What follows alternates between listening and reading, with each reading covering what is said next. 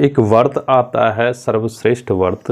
उस व्रत को कहते हैं पाप मोचनी एकादशी व्रत। वह व्रत है 5 अप्रैल को। इस व्रत को करने से मनुष्यों के ज्ञात अज्ञात पाप सब समाप्त हो जाते हैं। पौराणिक काल की एक कथा है कि मानधाता ने एक बार लोमस ऋषि से प्रश्न किए, ही महाराज कि गलती से भी अगर किसी से पाप हो जाए तो उसे ऐसा क्या करना चाहिए। तो ऐसे में लोमस ऋषि ने कहा कि तुम एकादशी का व्रत करो, और व्रत की कथा भी सुनाई कि एक बार च्यवन के पुत्र, च्यवन ऋषि के जो पुत्र थे मेधावी थे। मेधावी एक बार भगवान शिव का तप कर रहे थे। तपस्या करते हुए वहाँ पर एक मंजुघोषा नाम की एक अप्सरा आई और वहाँ पर नृत्य करने लगी, लुभाने लग गई। मेधावी का मन विचलित हो गया और आकर्षित हो गया, उसके प्रति मोहित हो गया, और वहाँ पर ऐसा काम भाव उत्पन्न हो गया, कामदेव वहाँ पर प्रकट हो गए। समय बीतने पर कुछ समय बाद जब वह उनका आकर्षण कम हुआ तो कुछ समय बाद जब उन्हें अपने कृत्य पर ऐसा पश्चाताप हुआ तो दोषी किसको ठहराने लग गए, मंजुघोषा को।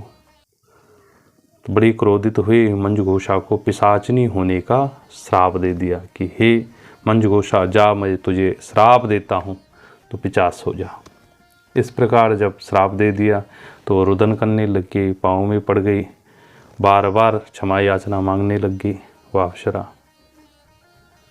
तो तब उसी समय मेधावी ने कहा कि तुम भगवान विष्णु लक्ष्मी नारायण का व्रत करो।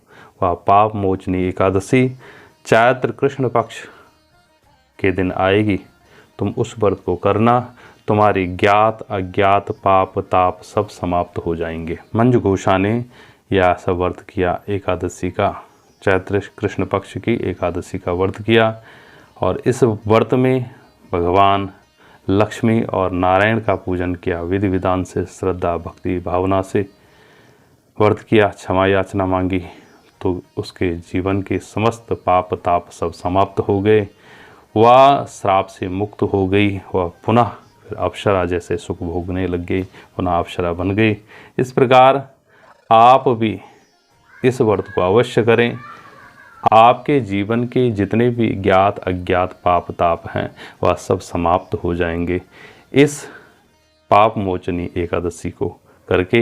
या एकादशी 5 अप्रैल के दिन आ रही है, इस व्रत को अवश्य करें।